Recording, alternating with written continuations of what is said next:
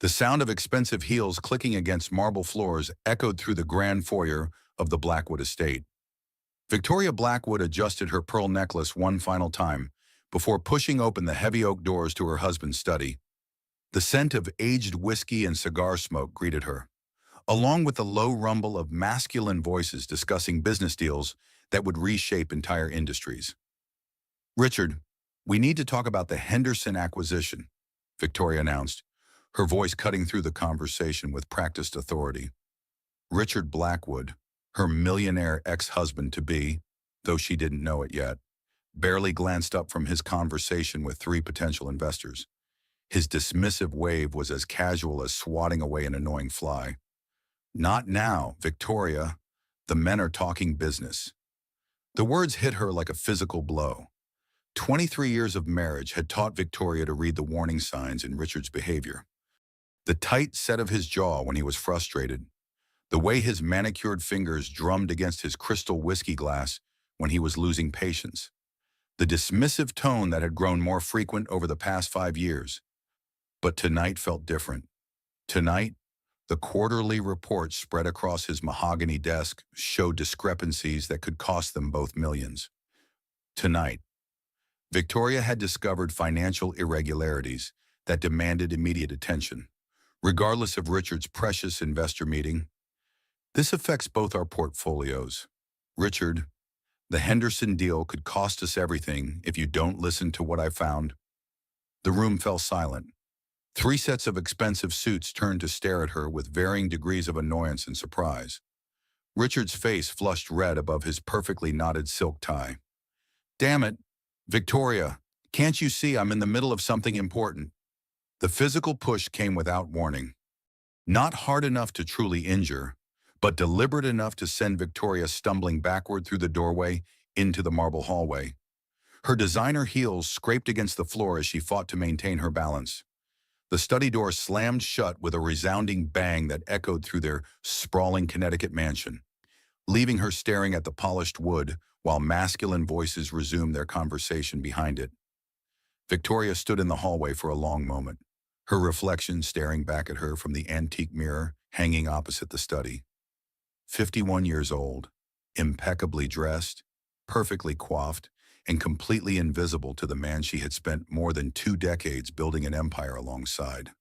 The woman in the mirror looked like someone who had everything money could buy. Designer clothes, professional makeup, jewelry worth more than most people's houses, but her eyes told a different story. They were the eyes of someone who had been slowly disappearing, piece by piece, decision by decision, until she barely recognized herself. 23 years, Richard," she whispered to the closed door. "And you just made your biggest mistake." Victoria walked slowly toward the grand staircase, her footsteps muffled by the Persian rugs that decorated their home. Each step felt like waking up from a dream she hadn't realized she was having. The push had been physical, yes, but it represented something much deeper. It was the culmination of years of being dismissed, ignored, and treated like an accessory to Richard's increasingly narcissistic abuse of power. In their bedroom, Victoria sat at her antique vanity and began removing her jewelry piece by piece. Each item had a story. The pearl necklace had been a wedding gift from her grandmother. The diamond bracelet was from their 10th anniversary. The emerald earrings were from the night Richard's company went public, making them both incredibly wealthy. But as she looked at these symbols of their shared success, Victoria realized something that would change everything. She had brought more than love to their marriage. She had brought capital, connections, and business acumen that had been instrumental in building the Blackwood Empire. Yet somewhere along the way, her contributions had been forgotten, minimized, and ultimately dismissed entirely. The realization didn't come as a shock. It came as a quiet, cold certainty that settled in her chest like winter morning air. Richard had just shown her exactly what he thought of their partnership, their marriage, and her worth as both a business partner and a human being. Victoria opened the antique jewelry box that had belonged to her mother and pulled out a small key she hadn't used in years. It was the key to their private safe, where the most important documents of their marriage and business partnership were stored. Documents that Richard assumed were safely locked away from prying eyes. Documents that might reveal just how much power Victoria actually possessed. As she prepared for bed, Victoria's mind was already working through possibilities. Richard thought he held all the cards in their relationship. He controlled the day-to-day operations of their business. He made the major financial decisions. He networked with investors and politicians who could make or break their empire. But Victoria knew something Richard had forgotten in his arrogance. She knew exactly how their partnership had been structured in those early days when Richard was desperate for capital and connections. She knew who had really funded the initial expansion that turned a small tech startup into a multi-million-dollar corporation. And most importantly, she knew that some mistakes could not be undone once they were made. Richard's physical push had been more than an act of disrespect. It had been a declaration of war. Victoria Blackwood had always been underestimated by her father, who thought women shouldn't be involved in serious business, by her professors at Columbia Business School, who assumed she was there to find a husband rather than build a career, by Richard himself, who had initially pursued her for her family's money and connections, but had gradually convinced himself that his own brilliance was responsible for their success.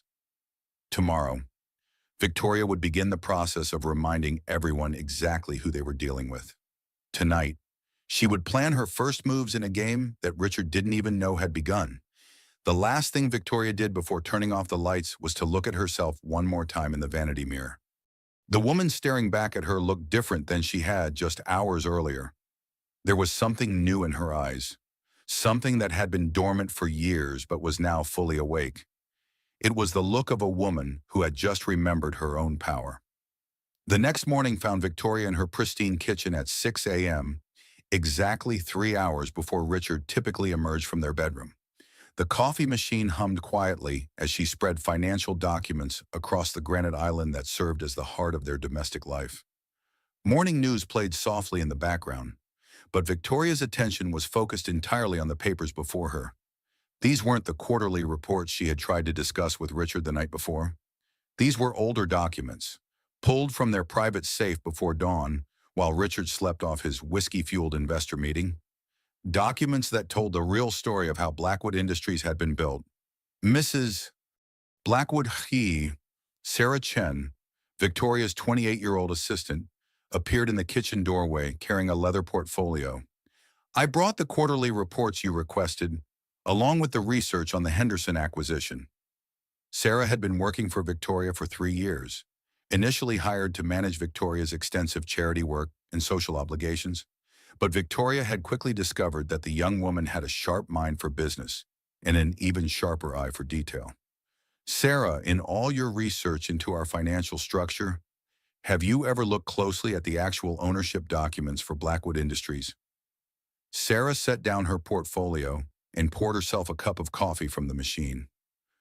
"Well, I always assumed it was a 50-50 partnership between you and Mr. Blackwood. That's what all the business publications report." Victoria smiled for the first time since the previous evening. "That's what everyone assumes, including my dear husband." She pulled out a manila folder from the safe documents and opened it to reveal a signature page from 1998. The paper was slightly yellowed with age, but the legal language was crystal clear. "Sarah, what do you see when you look at this ownership structure?" Sarah studied the document carefully, her expression changing as she read through the legal terminology. "Mrs. Blackwood, this shows you as the majority shareholder. 51% of Blackwood Industries. My father always told me never to give up complete control, even in marriage. Especially in marriage, actually. Richard was so desperate for my family's investment capital back then. He would have signed anything I put in front of him." Victoria remembered those early days with perfect clarity.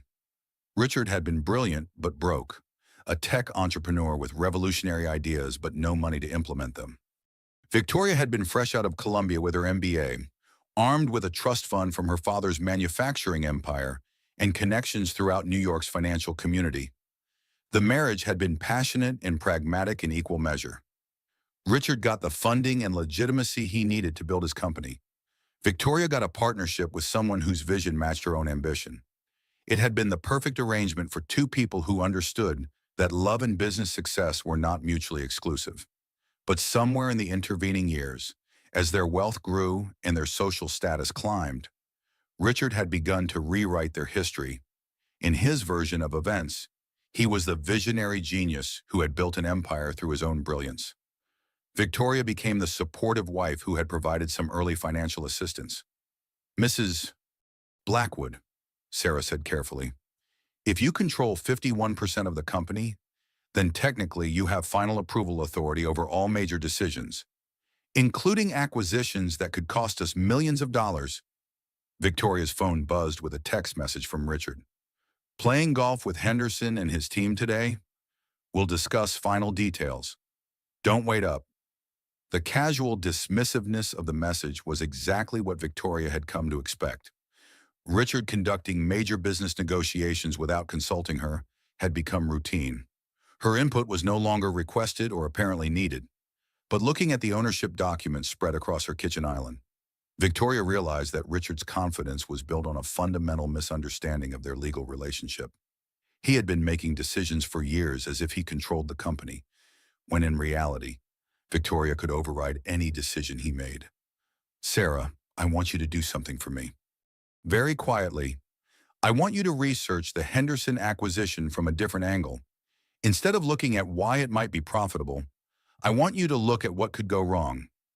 What kind of problems should I look for? Everything.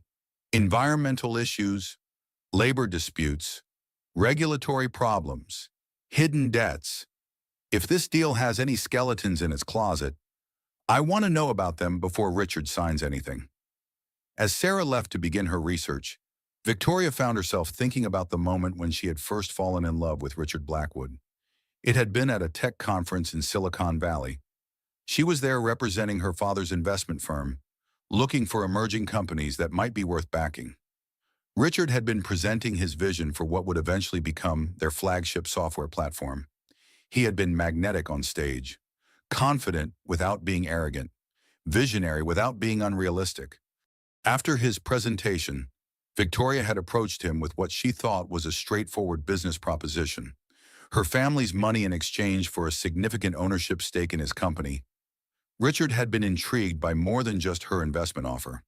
Their first dinner meeting had lasted until 3 in the morning as they discussed business strategy, technology trends, and their shared belief that the internet would fundamentally change how people worked and lived.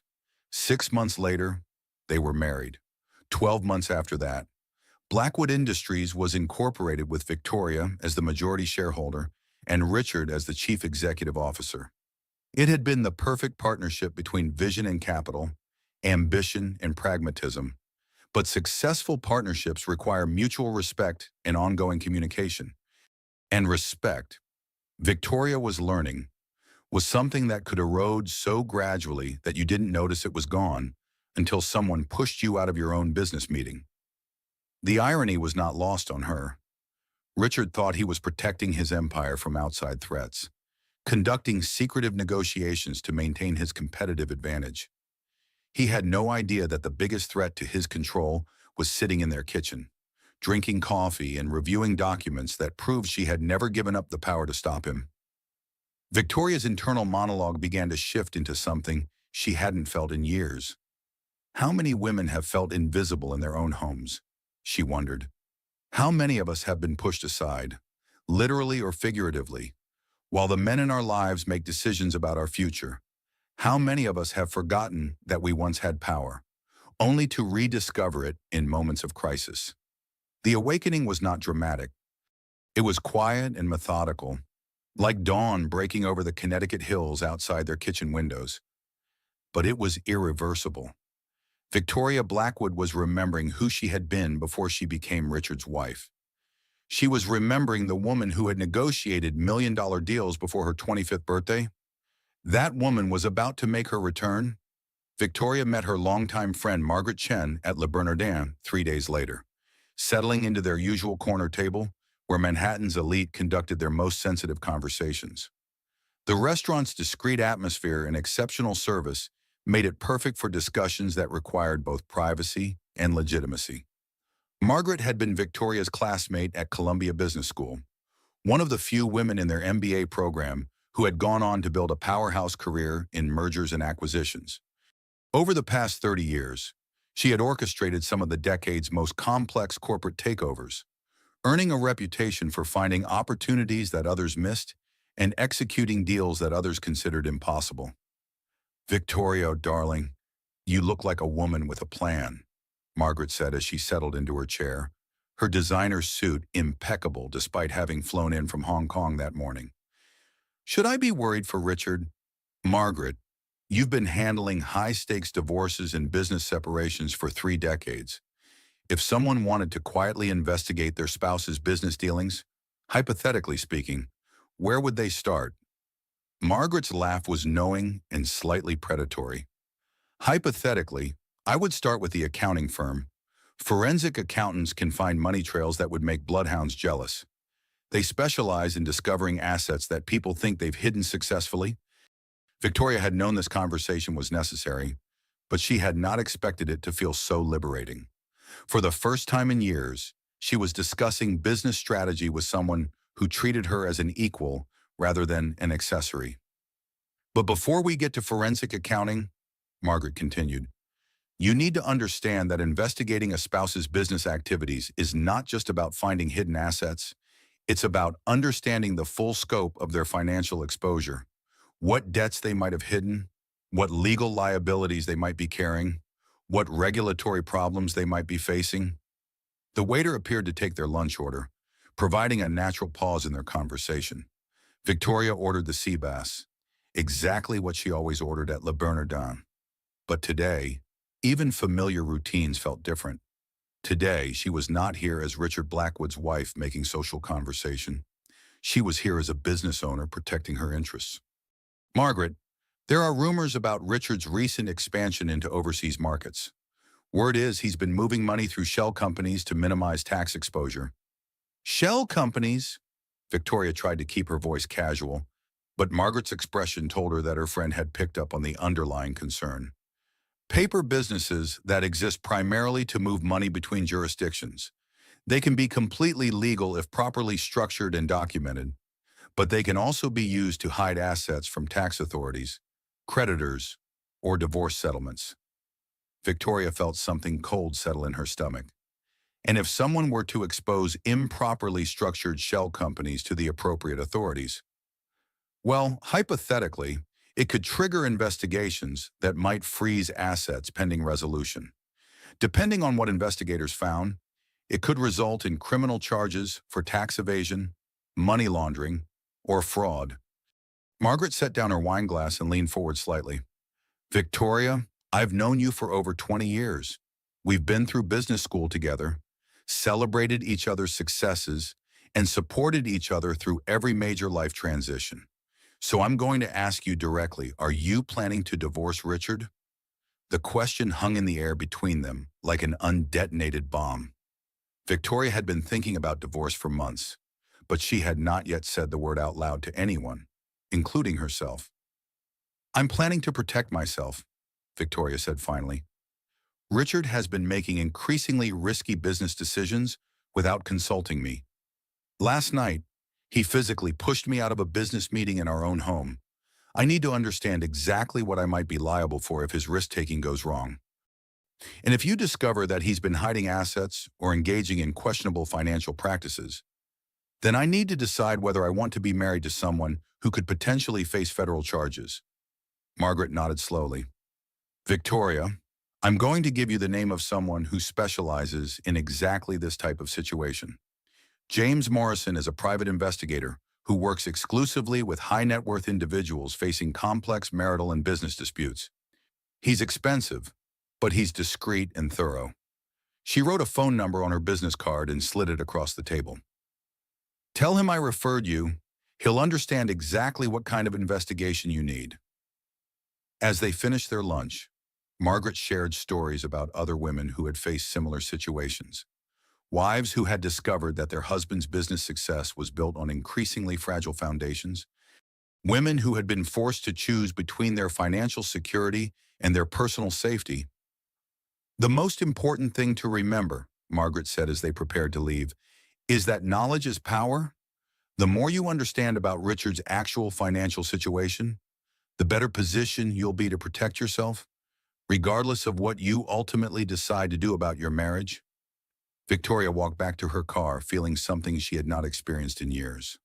For the first time since Richard had pushed her out of his study, she felt like she was taking action, rather than simply reacting to his behavior.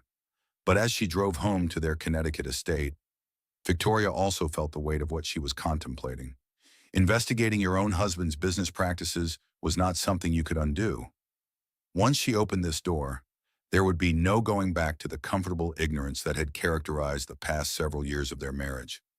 Still, as she pulled into their circular driveway and looked up at the mansion they had built together, Victoria knew she was making the right choice. Richard had shown her exactly what he thought of their partnership. Now it was time for her to remember exactly what she was capable of when she stopped asking for permission and started taking control.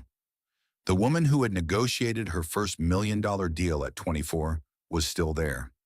Underneath years of playing the role of the supportive wife, it was time to let her out.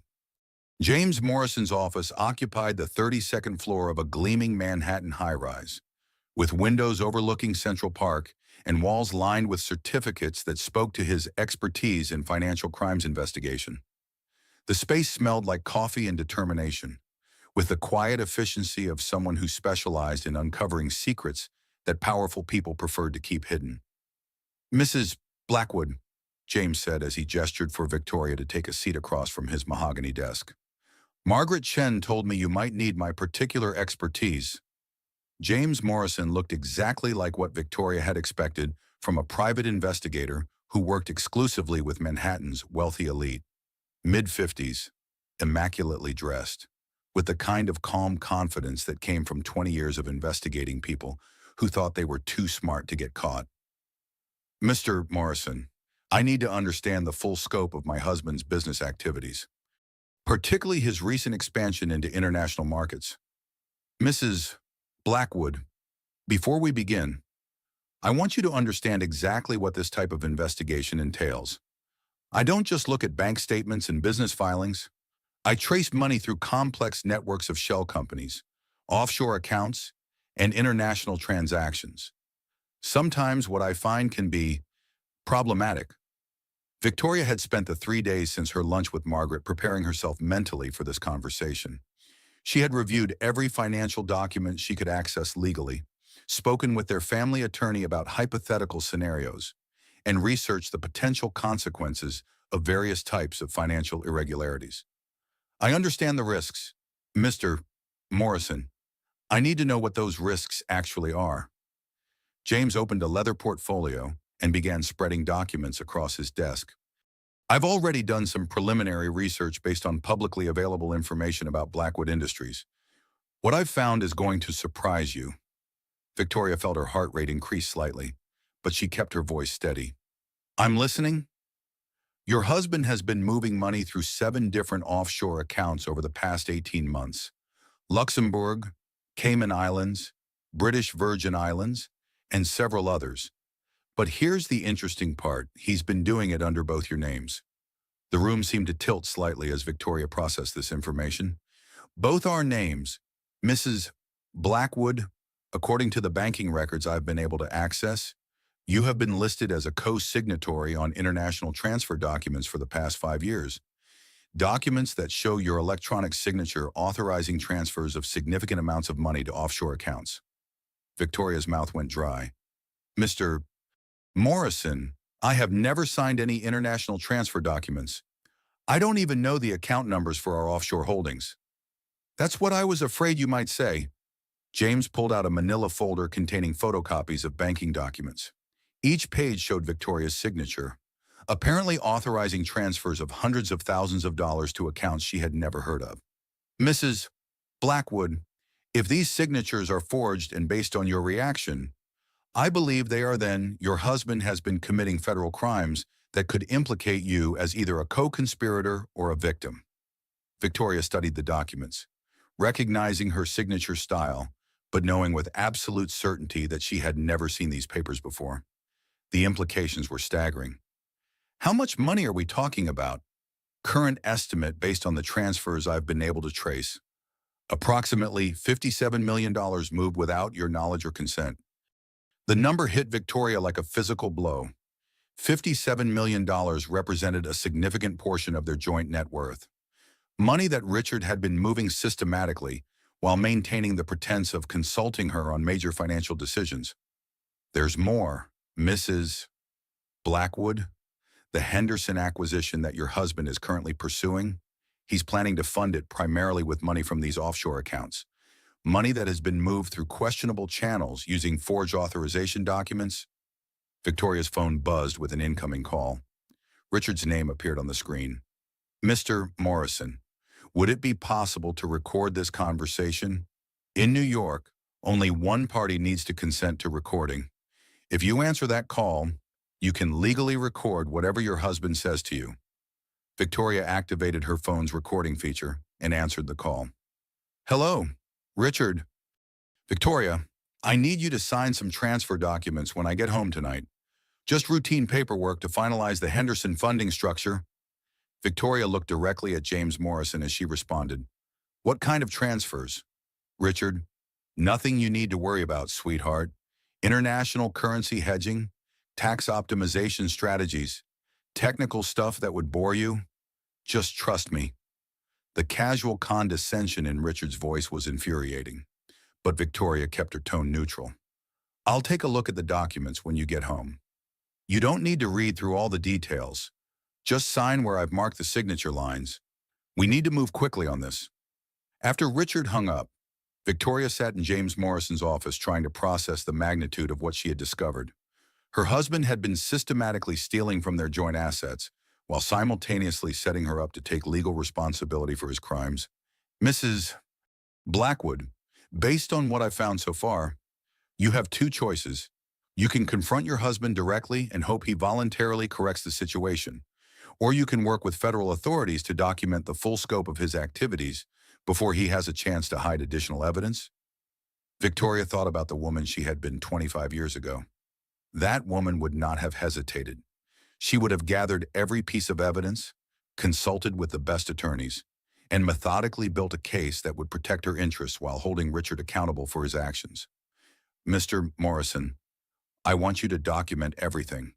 Every forged signature, every questionable transfer, every piece of evidence that shows Richard has been operating without my knowledge or consent.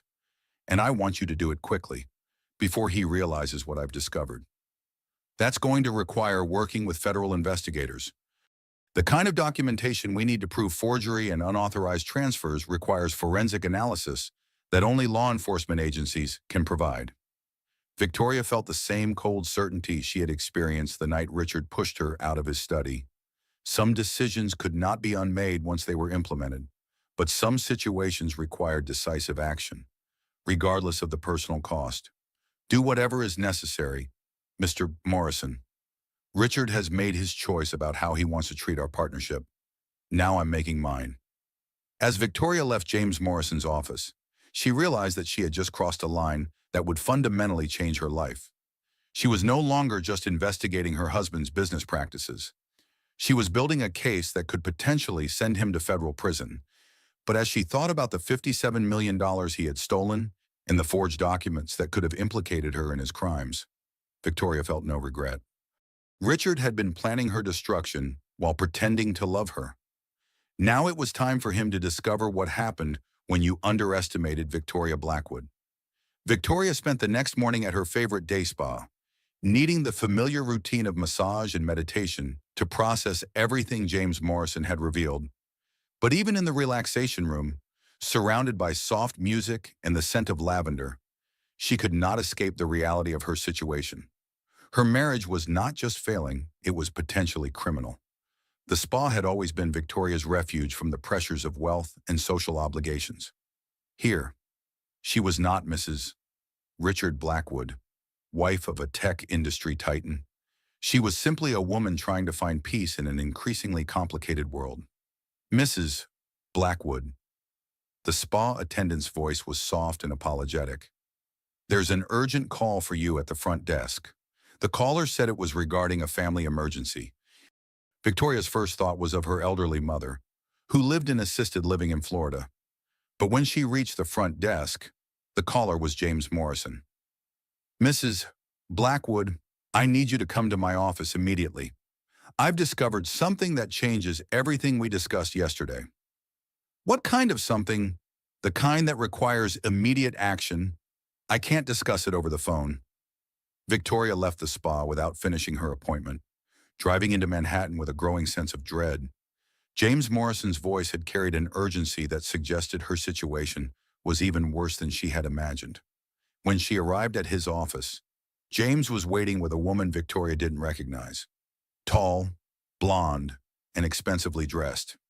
She looked like she belonged in Richard's social circle. "Mrs. Blackwood, this is Amanda Richardson.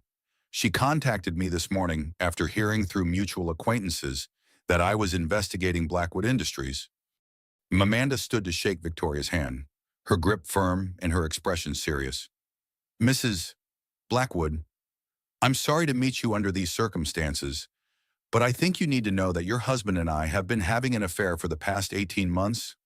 The words hit Victoria like a physical blow, but she managed to remain standing. 23 years of marriage had prepared her for many possibilities, but she had never seriously considered that Richard might be unfaithful. "I ended the relationship 6 weeks ago when I discovered that Richard had been using our connection to access my family's banking information. He's been using details about my trust fund to create fraudulent accounts that mirror my legitimate offshore holdings."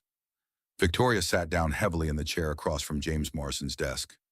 "He's been using multiple women to create false financial identities." "Mrs. Blackwood," James said gently, "Amanda is not the only woman Richard has been involved with. Based on my investigation, he has been cultivating relationships with at least 3 wealthy women over the past 2 years. Women whose personal financial information he has been using to create an increasingly complex network of fraudulent accounts." Amanda opened her purse and pulled out a manila folder. "These are copies of documents Richard asked me to sign. Investment agreements, banking authorizations, international transfer documents. I signed them because I trusted him, because I thought we were building a future together." Victoria studied the documents, recognizing the same format and language as the papers James had shown her the previous day. Richard had been running a systematic operation, using his charm and social connections to manipulate multiple women into providing access to their family wealth. "How much money has he stolen from you?" Victoria asked. "Approximately $12 million from my trust fund, money that my grandmother left specifically for my children's education and my own retirement security." The scope of Richard's betrayal was becoming clear. He had not just been unfaithful to their marriage. He had been operating a sophisticated financial fraud scheme that victimized multiple women while using Victoria's name and reputation to legitimize his activities. "Mrs. Blackwood," James said, "there's something else you need to know. Richard has been planning to leave the country." Victoria felt the blood drain from her face. "What do you mean?" "He's been liquidating assets and moving money to accounts in countries that don't have extradition treaties with the United States. Based on the travel documents I've uncovered, he's planning to disappear within the next 30 days. The realization hit Victoria with stunning clarity. Richard had not been building their empire. He had been systematically destroying it while positioning himself to escape the consequences. The Henderson acquisition was not a legitimate business expansion. It was his final theft before fleeing the country with as much money as he could steal. "He's been planning this for years," Victoria said quietly. "The shell companies, the forged signatures, the affair, it's all been preparation for abandoning everything and everyone." Amanda nodded. "When I confronted him about the missing money from my trust fund, he told me that sometimes people get hurt in business, that I should consider it a learning experience about trusting the wrong person." Victoria's phone buzzed with a text message from Richard. "Working late tonight. Don't wait up.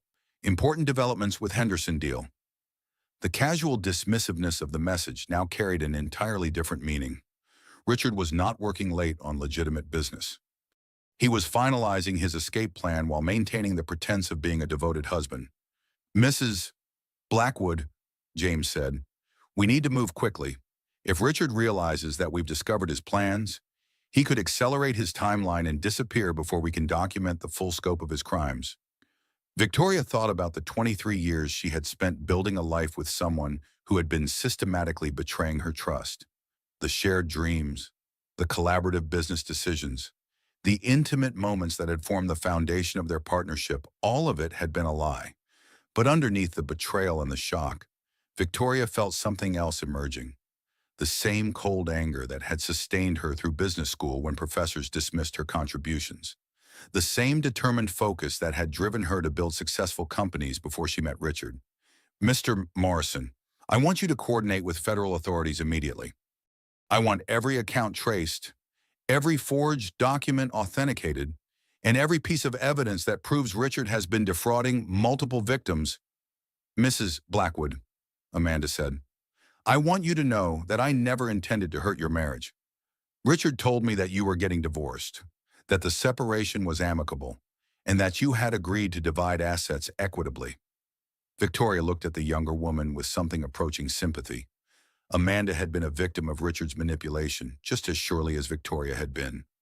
Amanda, neither of us is responsible for Richard's choices, but both of us are responsible for making sure he faces the consequences of those choices. As Victoria drove home to Connecticut that evening, she realized that her midlife transformation had accelerated beyond anything she could have imagined. 3 days ago, she had been a wealthy wife dealing with a dismissive husband. Now she was the primary witness in a federal investigation that would likely result in criminal charges against her millionaire ex-husband. The irony was not lost on her. Richard thought he was clever enough to steal millions of dollars and disappear before anyone discovered his crimes. He had no idea that the woman he had been dismissing for years was about to demonstrate exactly why underestimating Victoria Blackwood was the biggest mistake of his life. Victoria's divorce attorney, Patricia Wells, occupied a corner office in one of Manhattan's most prestigious law firms. With floor-to-ceiling windows overlooking Central Park and a reputation for protecting women's assets in some of the city's most complex marital dissolutions, Patricia had been recommended by Margaret Chen, who described her as someone who understood that high-stakes divorces were often more about financial warfare than emotional resolution. Victoria, what you've discovered is not just grounds for divorce, it's grounds for federal prosecution, Patricia said as she reviewed the documents that James Morrison had compiled. Your husband has been operating a sophisticated fraud scheme that victimizes multiple women while using your name and business reputation to legitimize his activities. Victoria sat across from Patricia's mahogany conference table, watching the attorney organize evidence with the precision of a military strategist. Bank statements, forged documents, recorded conversations, and witness statements from Amanda Richardson created a paper trail that painted a damning picture of Richard's criminal activities. Patricia, I want him to pay for every dollar he's stolen, every signature he's forged, and every lie he's told. But I also want to make sure that I'm protected from any criminal liability. That's exactly what we're going to do, but we need to be strategic about timing and coordination. If we move too quickly, Richard might accelerate his escape plans. If we move too slowly, he might succeed in leaving the country with assets that belong to his victims. Patricia spread a timeline across the conference table, showing Richard's financial activities over the past 3 years. The pattern was clear systematic theft disguised as legitimate business expansion, with each fraudulent transaction becoming larger and more brazen. The first thing we need to do is work with federal authorities to freeze the offshore accounts. I have contacts at the Treasury Department who can expedite this process, but we need to provide them with sufficient evidence to justify immediate action. Victoria studied the timeline, recognizing dates that corresponded to family vacations, business trips, and social events. Richard had been stealing from their joint assets while maintaining the pretense of sharing every aspect of their life together. What about the Henderson acquisition? That's where we set the trap, Patricia said with a slight smile. We're going to let Richard proceed with the deal, but we're going to ensure that federal investigators are monitoring every transaction. When he attempts to use stolen money to fund the acquisition, he'll be committing additional felonies in front of witnesses. Victoria felt something she had not experienced in years, the thrill of being truly in control of a complex strategic situation. So when he tries to close the Henderson deal, he'll be arrested for money laundering, wire fraud, conspiracy to commit tax evasion, and theft of marital assets. The beauty of this approach is that Richard will have documented his own crimes through his legitimate business activities. Patricia's assistant entered the conference room carrying additional files and a pot of coffee. Victoria recognized the young woman as someone who had handled several high-profile divorce cases that had made headlines in the business press. "Mrs. Blackwood," the assistant said, "we've received preliminary responses from the federal investigators.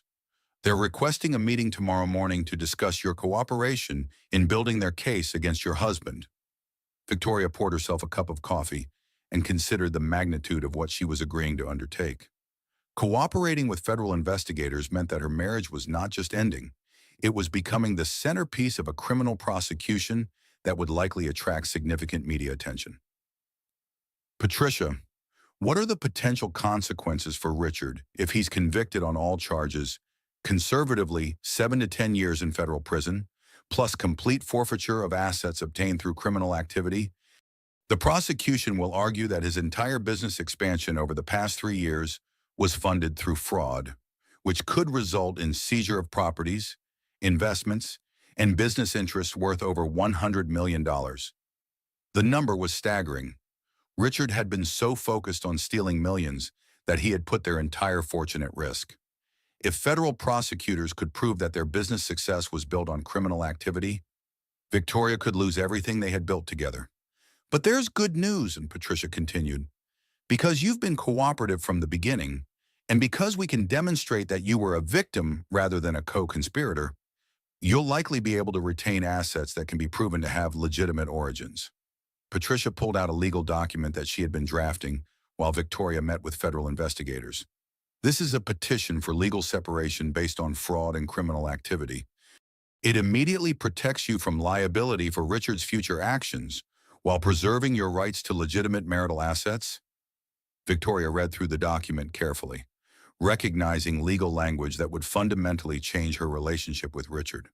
Once she signed these papers, there would be no possibility of reconciliation or returning to their previous life.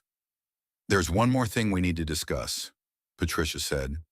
"Richard is going to realize eventually that his activities are being investigated. When that happens, he's likely to become desperate and potentially dangerous.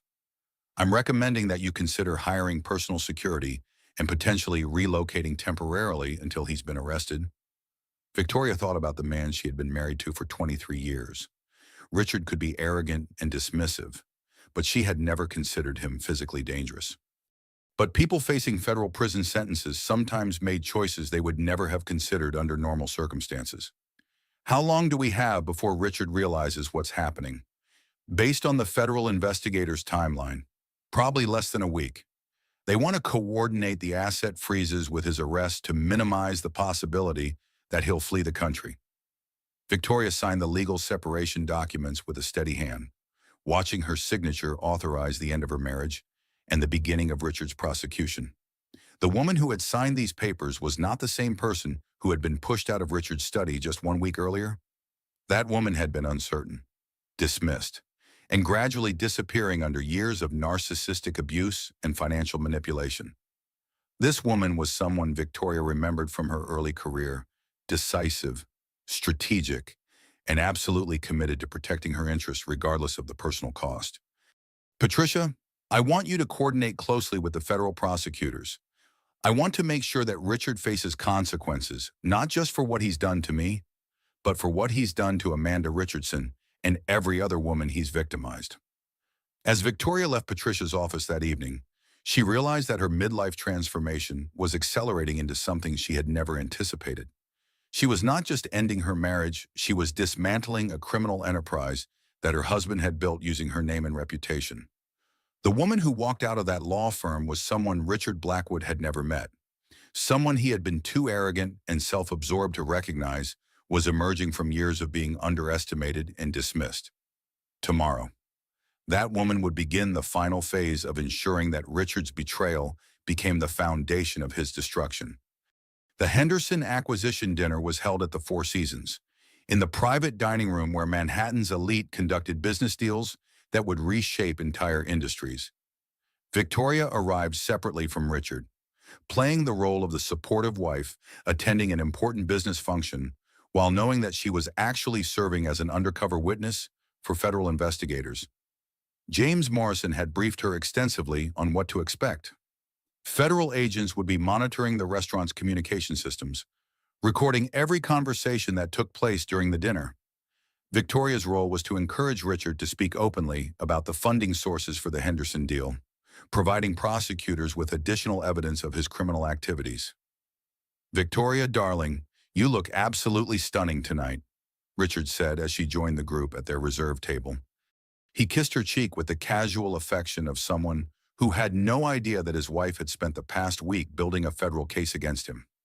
Victoria had chosen her outfit carefully, the red dress Richard had bought her for their 10th anniversary, paired with the diamond necklace he had given her when Blackwood Industries went public. She wanted to look like the perfect corporate wife while knowing that this would be the last time she would ever play that role. "Mr. Henderson, Mrs. Henderson, it's wonderful to see you again," Victoria said as she took her seat beside Richard. The Henderson family controlled a manufacturing empire that would complement Blackwood Industries' technology platforms, creating a vertically integrated operation worth over $500 million. "Richard has been so excited about this partnership," Victoria continued. "Haven't you? Darling, he's been working such long hours to make sure every detail is perfect." Richard smiled with the confidence of someone who believed he was about to close the deal of a lifetime. "The synergies between our companies are remarkable. When we combine Henderson's manufacturing capabilities with our software platforms, we'll be able to dominate markets across 3 continents." Mr. Henderson, a cautious businessman in his 70s, had built his empire through careful analysis and conservative decision-making.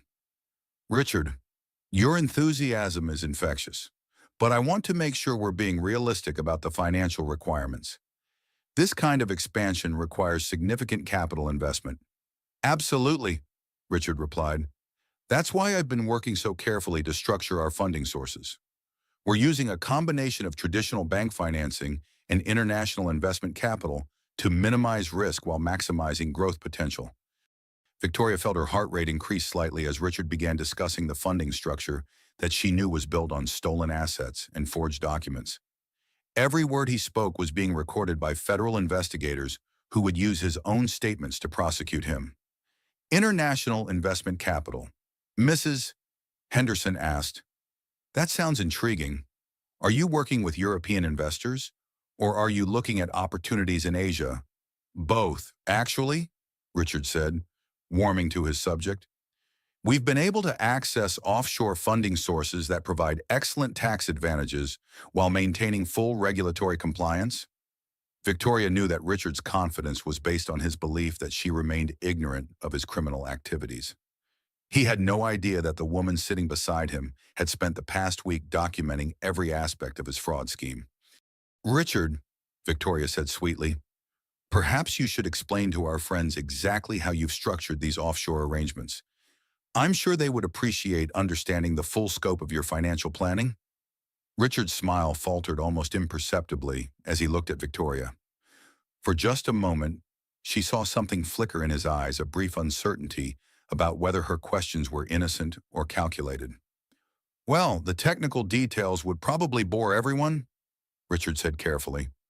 "The important thing is that we have access to the capital we need to make this partnership successful." Mr. Henderson set down his wine glass and leaned forward slightly. "Richard, I appreciate your confidence, but Henderson Industries has been successful for 50 years because we insist on transparency in all our business relationships. If we're going to merge our operations, I need to understand exactly where your funding originates." Victoria watched Richard's face as he realized that his vague explanations were not going to satisfy potential partners who had their own legal and financial advisors reviewing every aspect of the proposed deal. "Of course," Richard said, his voice carrying a slight edge of stress. "The funding comes from a diversified portfolio of international investments, properly managed through our offshore growth strategy to optimize tax efficiency while maintaining full compliance with all applicable regulations. Offshore growth strategy, Victoria asked, her voice carrying the same sweet tone she had used throughout their marriage when asking about business decisions. Could you be more specific about which jurisdictions you're using? I'm sure our friends would be interested in the sophisticated international planning you've developed. The room went quiet as everyone at the table recognized that Victoria was asking pointed questions about financial arrangements that Richard clearly preferred to keep vague. Mrs. Henderson glanced at her husband with the expression of someone who had attended enough business dinners to recognize when negotiations were taking an unexpected turn. Victoria, Richard said, his voice tightening, these are complex financial instruments that involve proprietary strategies. Perhaps we should focus on the operational synergies that make this partnership so exciting. But Victoria was not finished. She had spent 23 years being dismissed and excluded from important business discussions. Tonight, she was going to use Richard's own arrogance against him. I think our friends deserve to know that the money you're using to fund this acquisition has been moved through 7 different offshore accounts without the knowledge or consent of your business partners, Victoria said, her voice remaining perfectly calm and professional. The table went completely silent. Mr. Henderson's face showed the expression of someone who had just realized that the business deal he was considering might be far more complicated than he had understood. Victoria, Richard hissed, you don't know what you're talking about.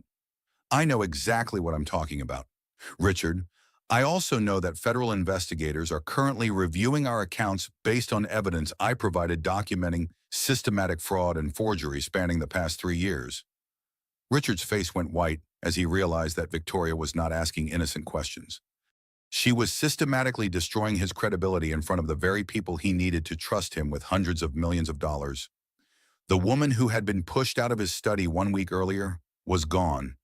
In her place sat someone Richard had never encountered before, someone who understood exactly how to destroy him, using his own words and his own overconfidence. The restaurant erupted in controlled chaos as the business associates processed Victoria's devastating revelation. Mr. Henderson immediately excused himself to make urgent phone calls to his attorneys, while other potential investors began whispered conversations that Richard could hear but not control. What the hell do you think you're doing? Richard demanded, grabbing Victoria's arm as she stood to collect her purse. Victoria pulled away from his grip with the calm confidence of someone who had anticipated this moment for days. I'm taking back control of my life, Richard. Something I should have done years ago. You'll destroy everything we've built together. Everything you've stolen. You mean, there's a significant difference. Richard's face was flushed red with rage and panic as he realized that his carefully planned acquisition was collapsing in real time. Victoria, you don't understand the consequences of what you're doing. These business relationships took years to develop. The only consequence I care about is making sure you face accountability for stealing $57 million from our joint assets while setting me up to take legal responsibility for your crimes. As if summoned by Victoria's words, 2 individuals approached their table with the purposeful stride of people who were accustomed to making arrests in high-end establishments. Victoria recognized Agent Sarah Coleman from their coordination meeting earlier that week. Mr. Richard Blackwood. Agent Coleman's voice carried the authority of someone who had been investigating financial crimes for over a decade. Yes. Richard's voice was shaking slightly as he looked between the federal agents and Victoria's calm expression. You're under arrest for money laundering, wire fraud, conspiracy to commit tax evasion, and theft of marital assets. You have the right to remain silent. Anything you say can and will be used against you in a court of law. The sound of handcuffs clicking into place seemed unnaturally loud in the suddenly quiet restaurant. Other diners had stopped their conversations to stare at the scene unfolding in the private dining room, where Manhattan's elite usually conducted their most discreet business.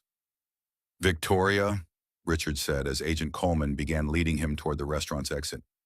You have no idea what you've just done to our life.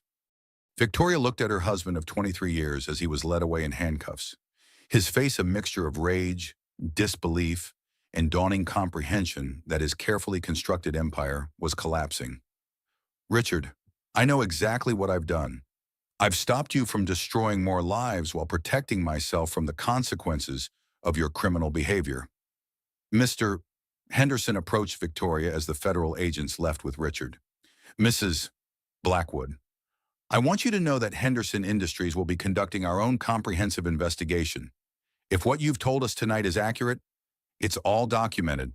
Mr. Henderson, every forged signature, every unauthorized transfer, every fraudulent account, the federal investigators have been building their case for weeks. Victoria walked out of the Four Seasons into the cool Manhattan evening, feeling something she had not experienced since her early career, the satisfaction of executing a complex strategic plan with precision and devastating effectiveness. Her phone buzzed with text messages from friends and business associates who had already heard news of Richard's arrest. Word traveled quickly through Manhattan's financial community, and Victoria knew that by morning, the story would be front-page news in the business press. But as she stood on the sidewalk outside the restaurant where her marriage had effectively ended, Victoria felt remarkably calm. The woman who had been pushed out of Richard's study just 8 days earlier had been uncertain and gradually disappearing under years of dismissive treatment. This woman was someone Victoria recognized from her past, decisive, strategic, and absolutely committed to protecting her interests regardless of the personal cost. The woman who had negotiated her first major business deal at 24 years old. Victoria's phone rang with a call from Patricia Wells. Victoria, I'm watching the news coverage of Richard's arrest. Are you okay? I'm perfect. Patricia, better than I've been in years. The federal prosecutors want to meet tomorrow to discuss your testimony for Richard's trial. Are you prepared for what that's going to involve? Victoria looked back at the Four Seasons, where Richard had planned to close the deal that would have completed his theft of their joint assets and funded his escape from the country. Patricia, I've been preparing for this my entire career. Richard made the mistake of thinking that 23 years of marriage had made me weak. He's about to discover exactly how wrong he was. As Victoria walked toward her car, she realized that her midlife transformation was complete. She was no longer Richard Blackwood's wife, struggling to maintain relevance in her own marriage. She was Victoria Blackwood, majority owner of a multi-million-dollar corporation and the primary witness in a federal prosecution that would likely result in her millionaire ex-husband spending the next decade in prison. The woman who had felt invisible just 1 week earlier had just demonstrated to Manhattan's business elite exactly what happened when you underestimated Victoria Blackwood. Tomorrow, she would begin the process of rebuilding her life and her business empire. Tonight, she would celebrate the fact that she had remembered her own power just in time to save herself from destruction. 3 weeks after Richard's arrest, Victoria sat in her home office, formerly Richard's private study, reviewing documents that would reshape her life and business empire. The mahogany-paneled room that had once symbolized her exclusion from important decisions now served as the command center for her financial independence and corporate control. The irony was not lost on her. The room where Richard had pushed her out of a business meeting had become the place where she orchestrated his complete downfall and her own resurrection as a formidable business leader. Victoria, Patricia Wells said through the speakerphone on Victoria's desk. The final accounting is remarkable. Between the recovered offshore funds, the frozen assets, and the criminal restitution order, you're looking at approximately $83 million returned to your personal accounts. Victoria studied the financial statements spread across her desk, numbers that represented not just money, but vindication of every strategic decision she had made over the past month. The federal investigation had uncovered additional criminal activity that even James Morrison's thorough investigation had missed. What's Richard's current situation? His attorneys are negotiating a plea bargain that would involve 7 to 10 years in federal prison. The prosecution has been clear that the plea agreement would include complete forfeiture of all claims to Blackwood Industries and any assets that can be traced to his criminal activities. Victoria hung up the phone and walked to the window overlooking their Connecticut estate. At 51 years old, she was wealthier than she had ever imagined possible, completely free from a marriage that had become increasingly toxic, and positioned to rebuild her business empire according to her own vision, rather than Richard's increasingly reckless ambitions. The doorbell rang, and Victoria heard Sarah's voice greeting someone at the front entrance. A few moments later, her assistant appeared in the study doorway, carrying an envelope marked with the logo of Richard's legal team. Mrs. Blackwood, this was delivered by courier. The attorney said it required your immediate attention. Victoria opened the envelope to find divorce papers that had already been signed by Richard's attorney on his behalf. The document was accompanied by a brief note in Richard's handwriting. Victoria, you've destroyed everything we built together. I hope you're satisfied with what you've accomplished. Victoria read the note twice, then set it aside with something approaching amusement. Even facing federal prison, Richard remained convinced that he was the victim of Victoria's unreasonable behavior, rather than the architect of his own destruction through systematic criminal activity. Sarah, please call Patricia Wells and let her know that Richard has expedited the divorce proceedings. Also, schedule a meeting with the board of directors for next week. It's time to discuss the future leadership structure of Blackwood Industries. As Sarah left to make the calls, Victoria realized that she was experiencing something she had not felt in decades: complete control over her own destiny. For 23 years, her life had been shaped by Richard's decisions, his ambitions, his vision of their shared future. Now, for the first time since their early marriage, Victoria was free to pursue her own goals without compromise or consultation. Her phone buzzed with a text message from Margaret Chen. Saw the news coverage of Richard's plea negotiations. Are you ready to discuss what comes next for your career? Victoria smiled as she typed her response. More than ready. Let's talk about building something that Richard never could have imagined. The federal prosecutors had estimated that Richard's trial would begin within 6 months. Assuming he rejected the plea agreement currently being negotiated, Victoria would be the prosecution's primary witness, testifying about the forged signatures, unauthorized transfers, and systematic deception that had characterized the final years of their marriage. But testifying against Richard would not be difficult. Victoria had moved beyond anger into something more powerful: absolute clarity about who Richard actually was, beneath the charm and business success that had initially attracted her. He was someone who viewed other people as resources to be exploited, rather than partners to be respected. Victoria's phone rang with a call from Amanda Richardson, the other woman who had been victimized by Richard's financial fraud scheme. Victoria, I wanted to thank you for having the courage to expose Richard's criminal activities. If you hadn't acted when you did, he would have succeeded in disappearing with millions of dollars that belonged to his victims. Amanda, you don't need to thank me. I was protecting my own interests. The fact that it helped other people was simply a beneficial side effect. The federal prosecutors told me that Richard had been planning to leave the country within 2 weeks of when you initiated the investigation. You literally prevented him from escaping justice. After Amanda hung up, Victoria realized that her midlife transformation had accomplished something she had never anticipated. She had not just ended her marriage and recovered stolen assets. She had prevented Richard from destroying additional lives while building a criminal empire that could have operated for years before being discovered. The woman who had felt invisible in her own home just 1 month earlier had become the central figure in dismantling a multi-million-dollar fraud scheme that victimized women across Manhattan's social elite. Victoria opened her laptop and began drafting an email to the board of directors, announcing her intention to assume active leadership of Blackwood Industries. As the majority shareholder, she had always possessed the authority to make this decision. She had simply allowed Richard to convince her that her role should be advisory rather than executive. Tomorrow, she would begin implementing changes that would transform their technology company into something more aligned with her own values and vision.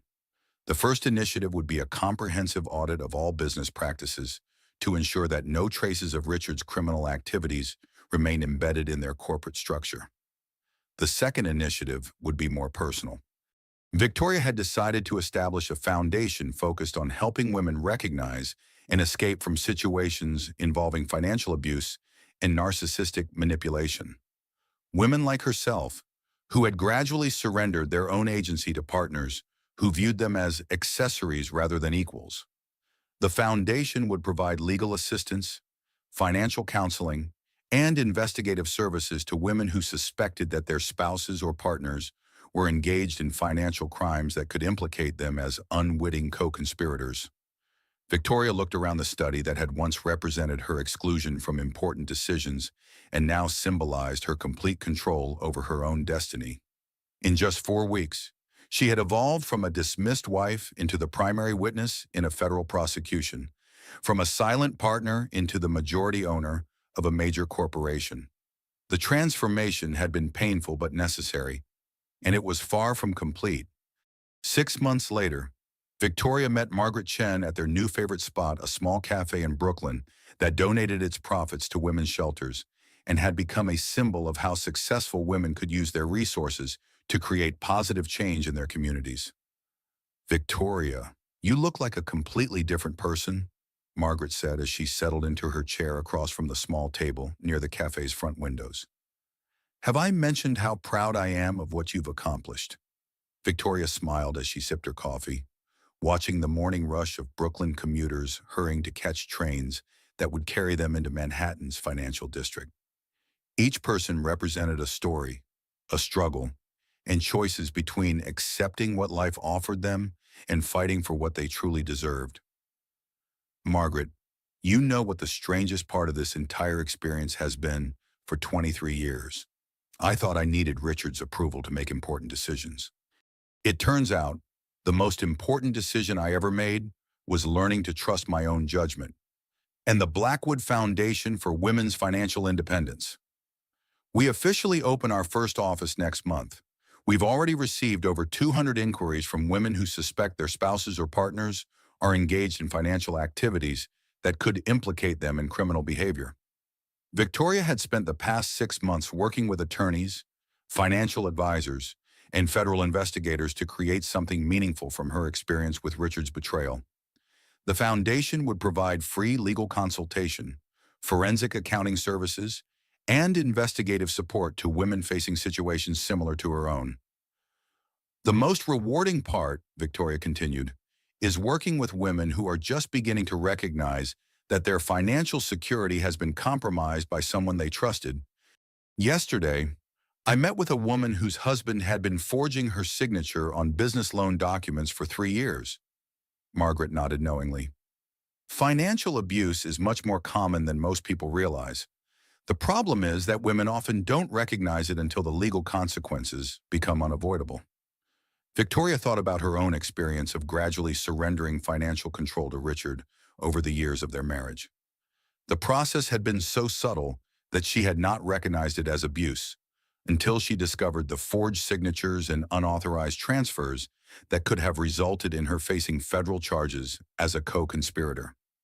The Foundation's first major case involves a situation that's remarkably similar to what Richard was doing to me, Victoria said.